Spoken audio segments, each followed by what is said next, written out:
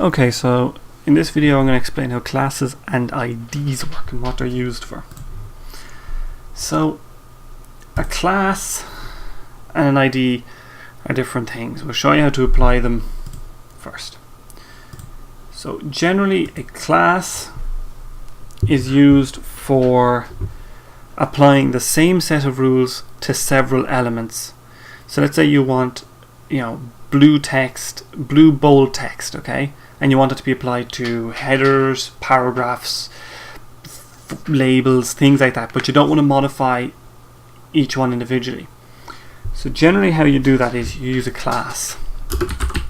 So you type class equals, and then we'll call it blue bold, okay? Blue bold. Now we can apply rules to any elements with the blue bold class by simply specifying it. So I say, in order to define a class rule, you say dot and your class name. Okay, so in order to that we'll just say color, and we'll say font weight,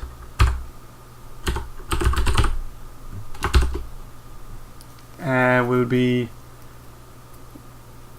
we'll say bolder, and we'll also make the text smaller, so font size 1 enumeration unit. I'll explain EM units in the future, but if we refresh this, see the way it applied that class. Now you're probably looking at this and going, why didn't it apply this rule? Well, cascading style sheets essentially. This rule is higher up the style sheet than this rule, so it applies these rules, then this rules, and class rules. These class rules will override tag rules. The only way you're going to learn how this cascading works is by doing it yourself, because it's very hard to understand, or not hard to understand, but very finicky. So we'll apply blue bold class to this the second p tag, and then if we refresh it, we get the same class rules being applied to the p tag. Okay, so that's how that works. So, or that's the basics of how classes are applied. So you can apply multiple classes or classes to multiple elements. Now you can also apply what are called IDs. ID equals, you can have, so we'll just say first paragraph.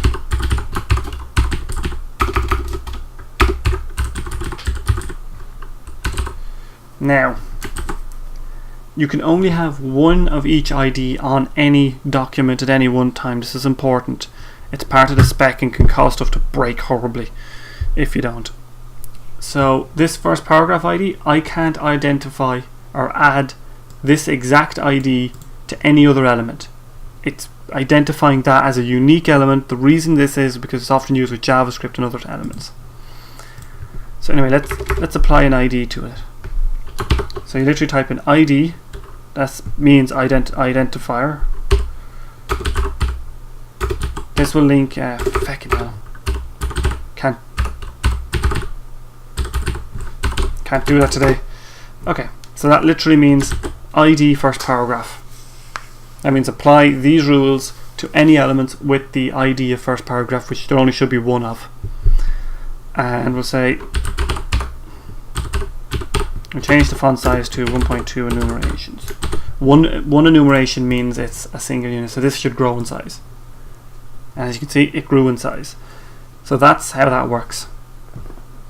That's how you apply with classes and styles. Remember, classes are useful for applying groups of rules, and they're often used in frameworks where you get predefined classes for defining, column widths and blah blah blah blah blah blah. That's essentially how classes work. And IDs are used for one element at a time, and that's very simple. Classes and IDs are very, very easy to do. You can do some cool stuff with those. Remember, classes and IDs will be applied in the order of the style sheet. So if for some reason you have an ID and you want a class applied, so you can actually add classes and IDs. So that's how you say,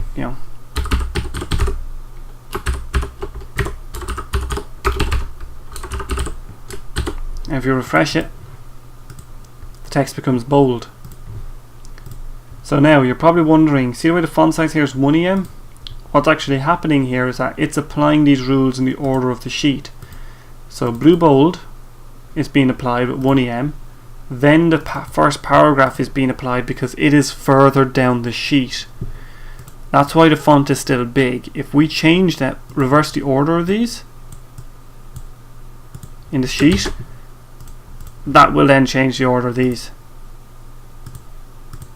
Okay, it didn't. Balls. It must actually, you know what's probably happening? I know what's happening, sorry, I made a mistake.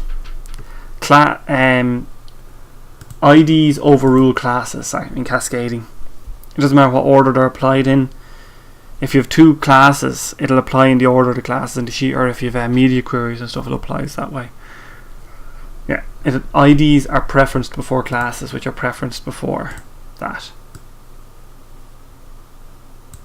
Yeah, that's the reason there. So if I change this to, I'll make it green text, it should, yeah, see, didn't make any difference because the class is overriding that. So the hierarchy order goes tags, so tags are applied first, then classes, then IDs, and that's the order the sheets are generally implied in. And they're the only really three ways you can link a class or a CSS style to a HTML file and identify certain tags. That's the basics of it. Next video we'll go over more font stuff. We'll go over font size, enumeration units, percentage units, and we'll cover font families and stuff like that. So that's basic, you know, CSS, classes and IDs. This is something that you need to fiddle with because I find that I go and I can make it, but often it takes a little bit of fiddling to get to look just right. The CSS can be weird. Anyway, as always guys, subscribe. It's good talk. See you out there.